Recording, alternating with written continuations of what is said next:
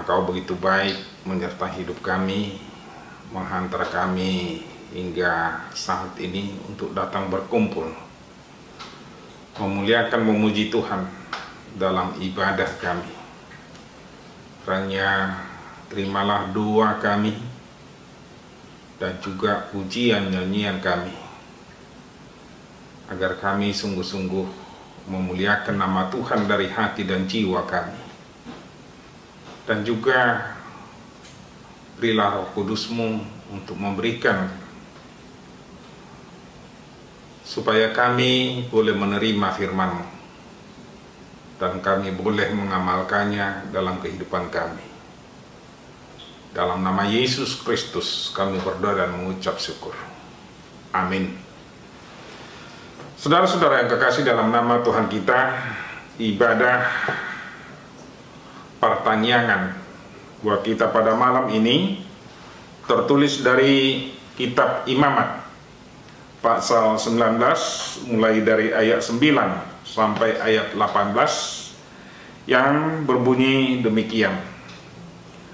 Pada waktu kamu menuai hasil tanahmu, janganlah kau sabit ladangmu habis-habis sampai ke tepinya, dan janganlah kau pungut apa yang ketinggalan dari penuaianmu.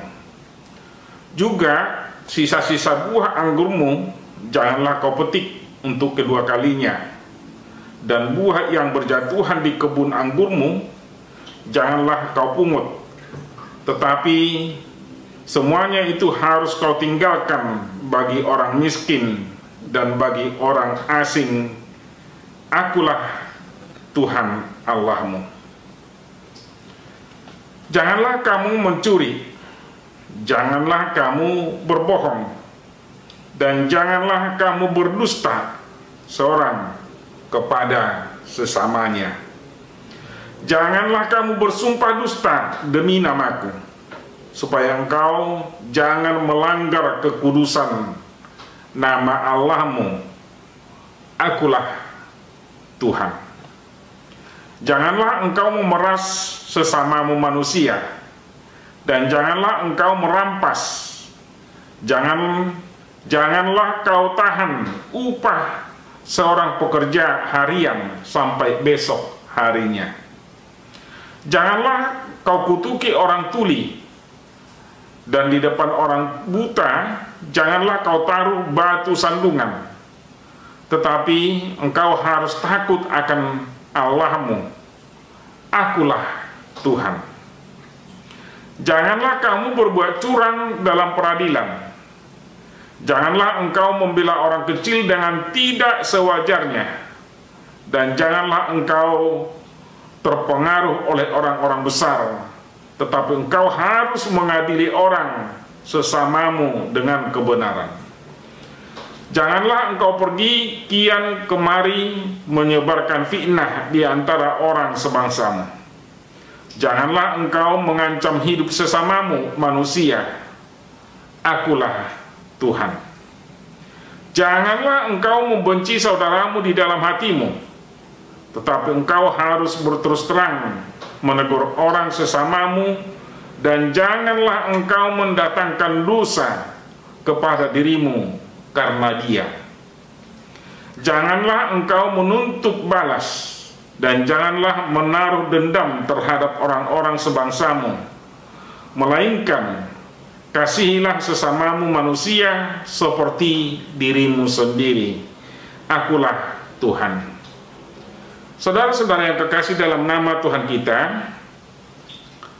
judul dari khotbah kita ini adalah kasih sebagai perintah baru. Kitab Imamat adalah merupakan kitab yang menekankan kekudusan Allah dan perintah supaya umatnya menjaga kekudusan hidupnya, supaya mereka tetap kudus. Hal itu dapat kita lihat dalam ayat 2b dari pasal ini yang mengatakan, kuduslah kamu, sebab aku Tuhan Allahmu kudus. Dosa adalah pelanggaran atas perintah hukum Tuhan. Karena pelanggaran satu orang Adam, manusia Adam, maka semua orang jatuh dan hidup dalam dosa dan kehilangan kekudusan yang diberikan Allah pada saat penciptaan. Manusia diciptakan dikuduskan Allah. Pada awalnya manusia itu sudah kudus dalam penciptaan, tapi karena dosa sehingga manusia itu jatuh ke dalam kejahatan.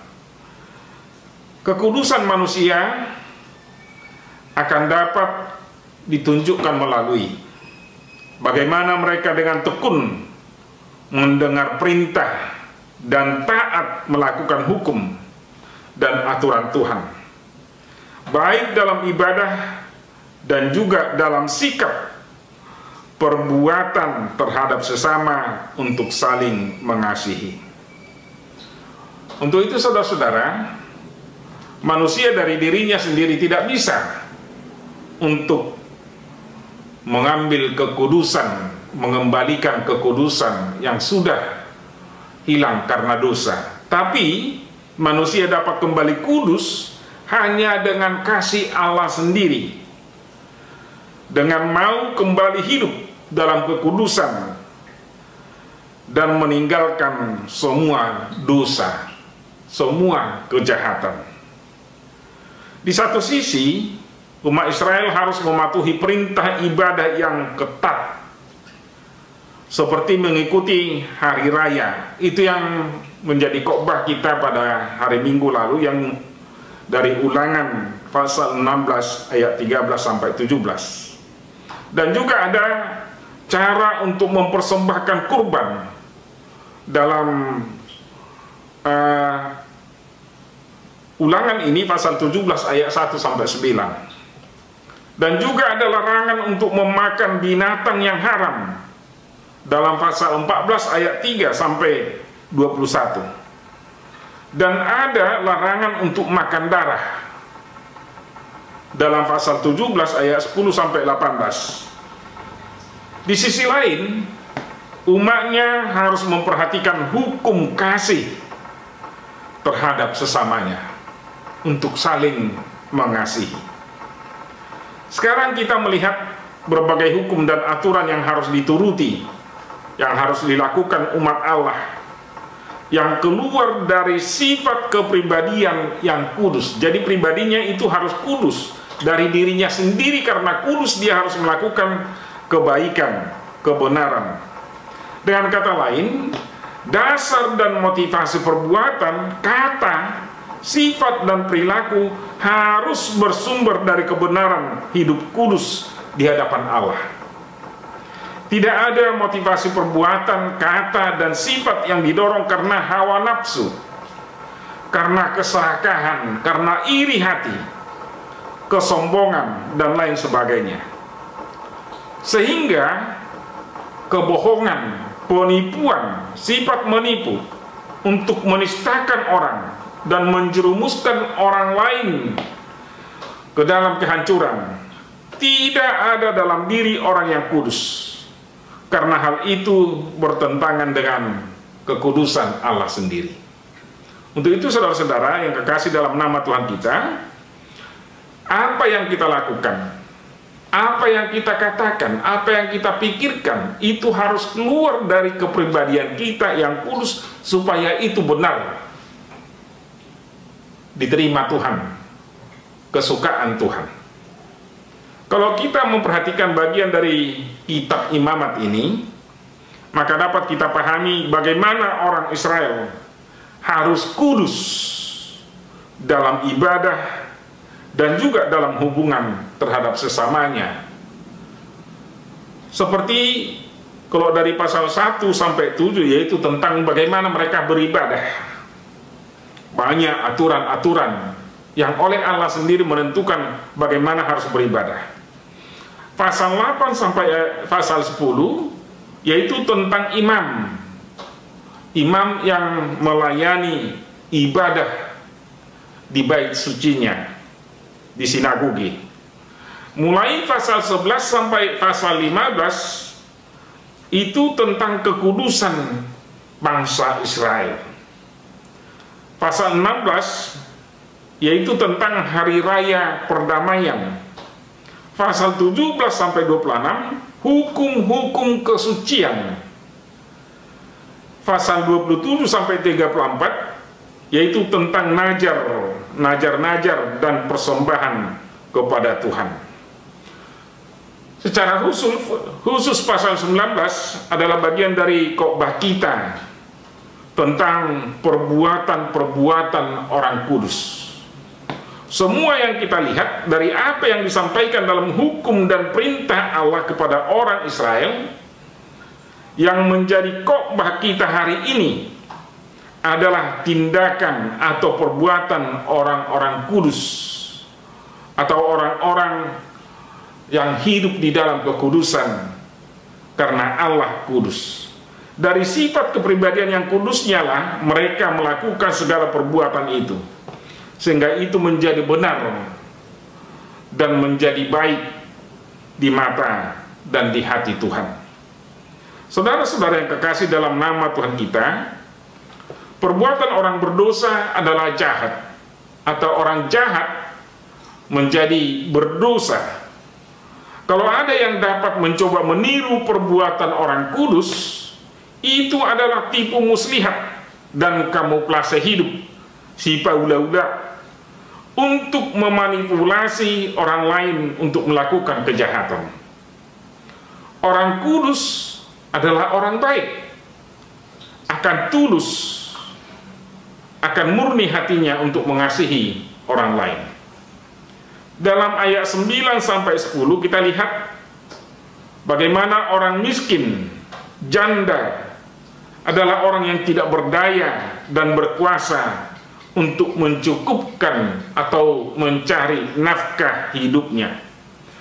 Orang yang memanen harus meninggalkan panenannya untuk diikuti mereka. Mereka orang-orang miskin dan para janda, supaya mereka dapat hidup dan bahkan untuk bangkit hidup makmur dan kemudian boleh kemudian bangkit untuk berjaya. Dalam ayat 11 sampai 14, semua orang harus jujur dan adil. Tidak bisa menipu, tidak bisa memeras, jangan merampas hak orang lain, harus membayar upah pekerja tepat pada waktunya, jangan ditunda-tunda, harus memelihara orang cacat, jangan mencari untung dengan jalan yang tidak halal, yang tidak benar. Ayat 15 sampai 18 menyatakan harus menyatakan kebenaran terhadap siapapun. Jangan bersaksi dusta, jangan menyebarkan fitnah, menyebarkan hoax, jangan menuntut balas, dan jangan menjadi pendendam. Harus mengasihi orang lain seperti mengasihi diri sendiri. Untuk itu saudara-saudara yang kekasih dalam nama Tuhan kita, umat Kristen dengan darah Yesus Kristus, kita sudah dibaharui dari orang berdosa menjadi umat yang kudus. Dengan darah Kristus kita dikuduskan. Dia atau Yesus adalah telah menunjukkan teladan dan sifat menjadi orang kudus dengan mendidik, mengajar kita melalui firman-Nya. Di dalam firman-Nya kita dituntun bagaimana kita harus kudus di tengah-tengah kehidupan kita dan juga di hadapan Allah sendiri. Bahkan dalam Roh Kudus-Nya, dalam Roh Allah yang selalu bekerja dalam roh kita untuk menguatkan, menghibur, dan mengajar kita untuk selalu menjadi orang yang kudus. Kita tidak akan dapat diubah dan dirubah dari kekudusan, dari orang baik menjadi orang jahat oleh karena apapun. Kita tidak akan mau berdosa karena situasi, cobaan, dan penderitaan atau hal yang lain-lain. Saudara-saudara yang kekasih dalam nama Tuhan kita, marilah kita selalu hidup kudus. Dalam pikiran kita, dalam kata kita, dalam perbuatan, di dalam ibadah kita, persekutuan dengan Allah, dan juga dalam persekutuan dengan sesama kita, dalam berinteraksi dengan sesama manusia. Hendaklah kebaikan sebagai orang kudus Allah, sebagai orang yang sudah dikuduskan Allah, yang menggerakkan, yang memotivasi semua kehidupan kita, sehingga ibadah kepada Allah dan kasih kepada sesama kita dalam hidup kita akan menjadi dinyatakan, dibuahkan hidup kekudusan, dan itu yang menjadi berkenan di hadapan Allah dan menjadi kesukaan Allah, sehingga Allah memberkati kita, memberikan segala sesuatu yang baik untuk kita lakukan, untuk kita perbuat, untuk kita katakan, dan untuk menjadi hidup kita di sepanjang hari setiap waktu kita. Amin. Marilah kita berdoa. Terima kasih Tuhan, Engkau telah mengajar kami, mendidik kami dengan firman-Mu, supaya kami boleh hidup kudus sebagaimana Engkau telah menguduskan kami dalam darah Yesus Kristus. Biarlah perbuatan kami, kata kami, tindakan kami terhadap sesama kami itu perbuatan dari kekudusan yang sudah Tuhan nyatakan dalam hidup kami. Biarlah itu menjadi kebaikan karena kami hidup dalam kekudusan Allah, untuk melakukan segala yang baik kepada orang-orang yang di sekitar kami, kepada keluarga kami, terhadap sesama kami di dalam gereja. Tuhan Allah Bapa kami, berkatilah kami untuk boleh selalu menjadi terang hidup karena kekudusan Allah yang ada dalam diri kami, kepada setiap orang, kepada hal-hal yang mungkin boleh melihat, menyaksikan bahwa Tuhan adalah yang menjadi hidup kami, yang menjadi teladan kami. Berkati kami Tuhan, agar jangan kami tergoda untuk melakukan dosa, kejahatan, karena keinginan-keinginan jasmani kami, keinginan hati kami, karena keinginan dunia ini. Biarlah sungguh-sungguh Tuhan, hidup kami kudus di hadapan-Mu dan di hadapan sesama kami.